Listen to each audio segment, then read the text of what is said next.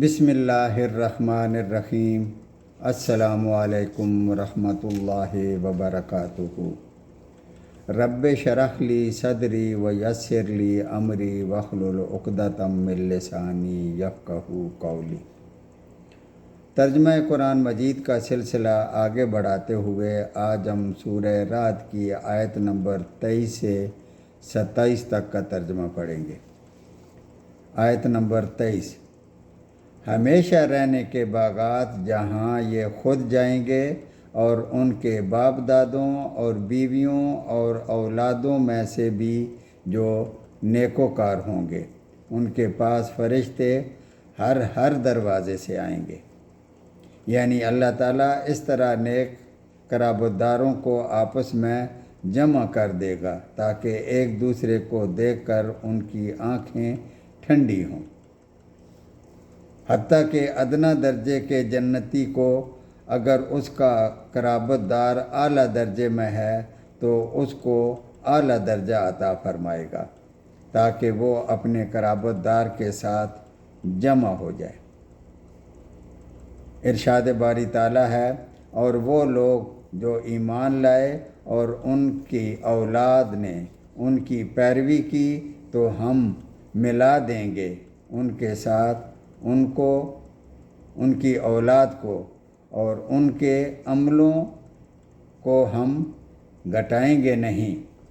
اس سے جہاں یہ معلوم ہوا کہ نیک رشتہ داروں کو اللہ تعالیٰ جنت میں جمع فرما دے گا، وہیں یہ بھی معلوم ہوا کہ اگر کسی کے پاس ایمان اور عمل صالح کی پونجی نہیں ہوگی تو وہ جنت میں نہیں جائے گا، چاہے اس کے دوسرے نہایت قریبی رشتہ دار جنت میں چلے گئے ہوں، کیونکہ جنت میں داخلہ حسب نسب کی بنیاد پر نہیں، ایمان و عمل کی بنیاد پر ہوگا۔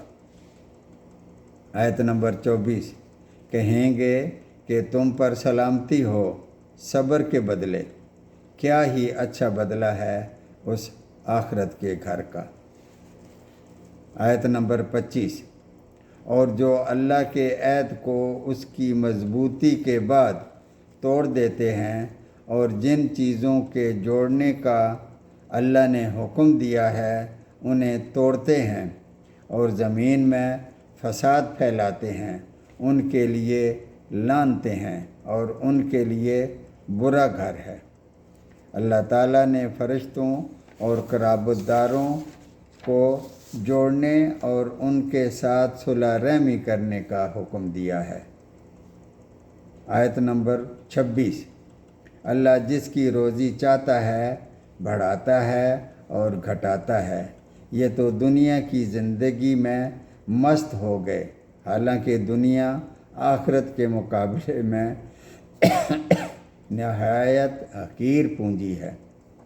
کسی کو اگر دنیا میں مال زیادہ مل رہا ہے باوجود اس کے کہ وہ اللہ تعالیٰ کا نافرمان ہے تو یہ مقام مسرت و فرت نہیں، کیونکہ یہ مہلت ہے، پتہ نہیں یہ مہلت کب ختم ہو جائے اور اللہ تعالیٰ کی پکڑ کے شکنجے میں آ جائے۔ حدیث میں آتا ہے کہ دنیا کی حیثیت آخرت کے مقابلے میں اس طرح ہے جیسے کوئی شخص اپنی انگلی سمندر میں ڈال کر نکالے تو دیکھے کہ سمندر کے مقابلے میں کتنا پانی اس کی انگلی میں آیا ہے۔ صحیح مسلم کی حدیث ہے۔ ایک دوسری حدیث میں ہے کہ رسول اکرم صلی اللہ علیہ وآلہ وسلم کا گزر ایک بکری کے ایک مردہ بچے کے پاس سے ہوا تو اسے دیکھ کر آپ صلی اللہ علیہ وآلہ وسلم نے فرمایا، اللہ کی قسم، دنیا اللہ کے نزدیک اس سے بھی زیادہ حقیر ہے جتنا یہ مردہ اپنے مالکوں کے نزدیک حقیر تھا جب انہوں نے اسے پھینکا۔ صحیح مسلم کی حدیث ہے یہ بھی۔ آیت نمبر 27۔ اور کافر کہتے ہیں کہ اس پر کوئی نشان یعنی معجزہ کیوں نازل نہیں کیا گیا؟ جواب دے دیجئے کہ جسے اللہ گمراہ کرنا چاہتا ہے کر دیتا ہے، اور جو اس کی طرف جھکے اسے راستہ دکھا دیتا ہے۔ صدق اللہ العظیم۔